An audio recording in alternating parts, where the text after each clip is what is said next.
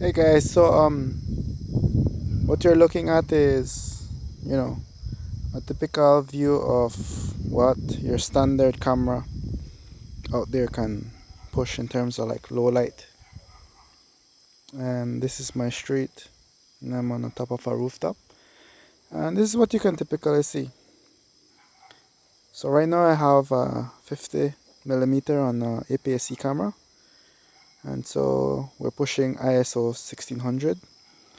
We're at the lowest shutter speed, which is 125, and we're shooting 24 frames a second, so that's as low as it's gonna get. Now, with some cameras you can go a bit higher. With mine I can go very high, but this is typically where most people are going to shoot at, right? So let's push it up a little bit. That's because of the tint from this light. It's casting all of that light. So the first thing I want to do is push up my ISO. So my max ISO is actually 30,000. So most cameras can go 25,600, and this is would be their max right here. And this is what the footage looks like in my camera. In your camera it'll be a bit darker, but if you notice, we were just looking at this area. Let's just put it back again. This is before, so that's the before, and then we push the ISO. That's the digital, I call it the digital brightness.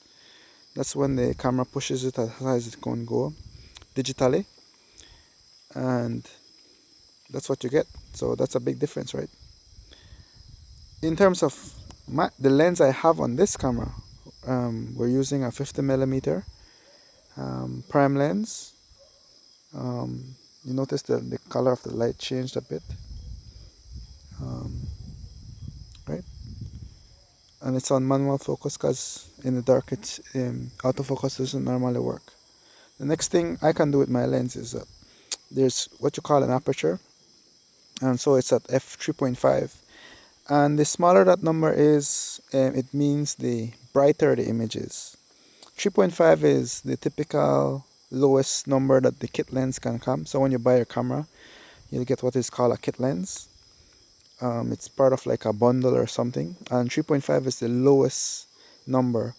But it also means, like, for instance, if you want to do blurry images, the lower that number is, the more blurry your image is.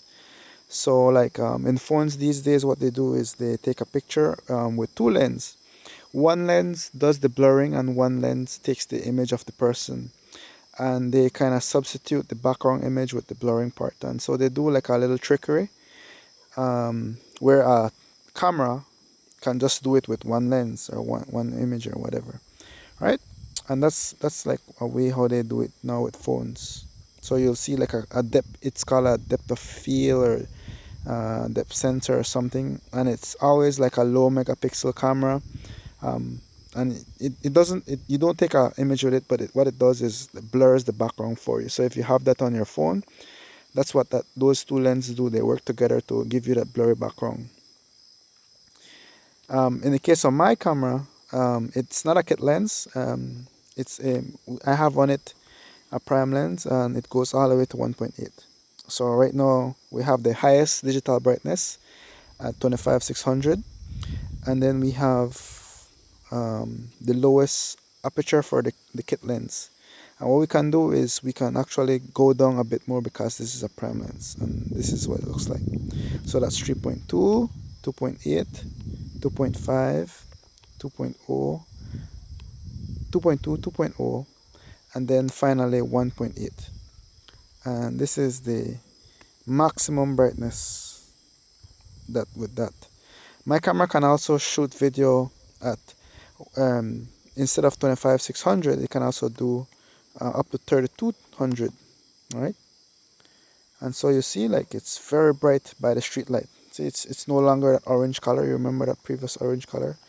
It used to look something like this. So what I was adjusting was the shutter speed, and then we have the ISO. We can do the ISO. See, And so the image should look a bit cleaner now. There's no noise. Noise is like the little dots and speckles, and you're not seeing much of that right now. But the image is dark, and as you go up, you'll start to see those speckles. You call that noise, and it's generally unwanted in your footage, right?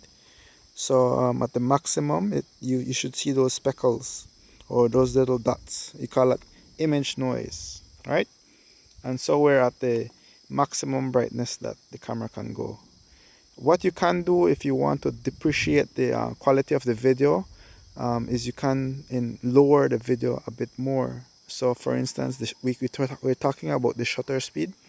And so like in a typical video, there's 25 frames per second. So just think about it as 25 little pictures coming together to create a fluid motion that your eyes see as natural. But with this image, like I'm panning and you can see like, it's very clean. But if I can lower my shutter speed, right now it's at 1/20th, you notice you can start to see a little bit of blurring or something. And then I go 1/13th, see it? Then 1/10th, 1/8th, 1/6th, and 1/5. But the quality of the video is very poor, as you can see, but the brightness is very high, right? And so yeah, that's like the very brightest you can do in video. You can even see the clouds in the dark sky, right? Just to give you guys some perspective, let's show you what my eyes or what your eyes would show if you were standing in my position, right? So the first thing we'll do is we'll take the video and put it normal like our eyes see, right? So typically you want to do it at double the recording speed. So if it's 24 frames per second, you want to do it 1/50th. So our shutter speed is at 1/50th, the aperture is 1.8, and the ISO is 3200. Generally for me, I want the ISO number to be as low as possible. So we'll do that next, right? And so we're at 1600, 8000, and then we're at 3200. So for me, this is about what my eyes are seeing. Yeah, there's just a bit of a color shift, so the color is a bit different. That different light is from the LED lights that they've just recently installed. It's actually a little bit brighter, so for here it's about this, maybe even a bit less. Yeah, right. And then over there, yeah, maybe a bit more light there, about here I would say, right? Yeah, that's about what I can see of that building, right? So if you notice the building, this is what my eyes are seeing right now, maybe even less than that, right? But the camera can actually go all the way to here, right? And then you can even lower by the shutter speed a bit more, right? And then when you introduce that blurring effect, you can even go more. See, you don't want to do that because it gives very poor video. And that's the shutter speed, and you generally want it at 1/50th. That's double what you're recording. So if you're doing 30, you want to do it at 60 shutter speed. But you can actually do, if you're doing 30, you can actually do 30, and that's still okay, right? But you don't want to do it any less than that. And this is the brightest my lens and my particular camera can go.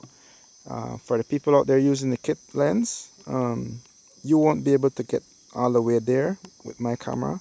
And if you're using a cheaper camera, generally this is the brightest you can go, right? And that's pretty good. Remember that building?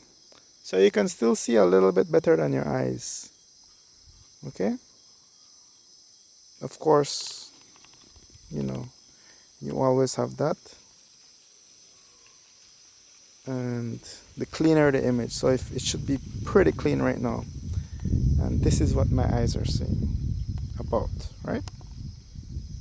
If you want to get a sense of the blurring that I spoke about earlier, right? So let me focus on something close to give you guys an idea of that blurring I spoke about. Right? So that's about 6 feet from me right there. Right? So if you are standing 6 feet from me, right, the background would look like that. Okay?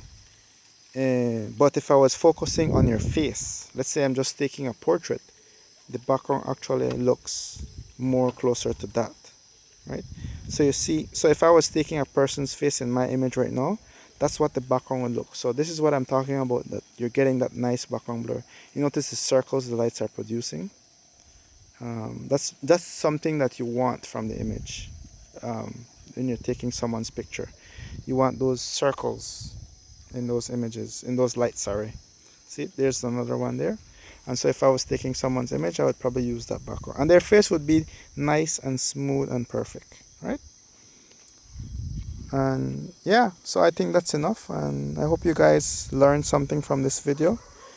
I was glad to explain as much as I can.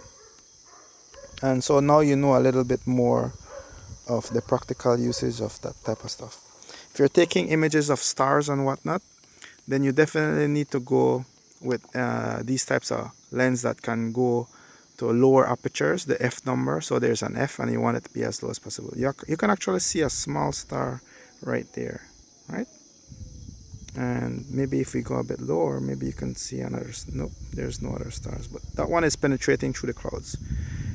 Right now we have some clouds out, and so that's why you can see that, only that image. Right now, see, you can see the clouds. You can actually see the clouds in the sky. If I were to look up, you wouldn't be able to see anything. See? And yeah, so there's a nice set of stars right there. Remember that noise I spoke about? So you should be able to see some noise in your image, and you don't want to generally have that. Okay? And there's some more clouds, and you can get a good idea of what's going on. Anyways, enjoy, guys.